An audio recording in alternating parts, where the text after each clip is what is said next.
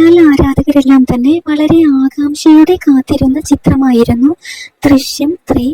ദൃശ്യം 3 സിനിമയുടെ ഇതുവരെയുള്ള total box office collection report നോക്കാം.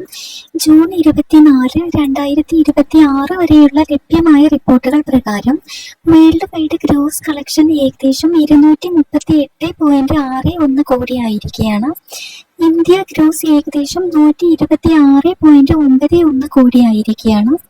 ഇന്ത്യ നെറ്റ് കളക്ഷൻ ഏകദേശം 109.46 കോടി എന്നിങ്ങനെയാണ്. ഓവർസീസ് കളക്ഷൻ ഏകദേശം 111 കോടിയിൽ കൂടുതലുണ്ടെന്നും റിപ്പോർട്ടുകൾ വരുന്നു. മോഹൻലാൽ നായകനായും ജിത്തു ജോസഫ് സംവിധാനം ചെയ്തും എത്തിയ ഈ ചിത്രം മലയാള സിനിമയിലെ 2026 വലിയ ഹിറ്റുകളിൽ ഒന്നായി മാറിയിട്ടുണ്ട്. ചില റിപ്പോർട്ടുകൾ പ്രകാരം ഇത് ലോകവ്യാപകമായി 238 മുതൽ 239 കോടി റേഞ്ചിൽ തിയേറ്റർ റൺ അവസാനിപ്പിക്കുന്നതിലേക്ക് നീങ്ങിയതായി കാണുന്നുണ്ട്.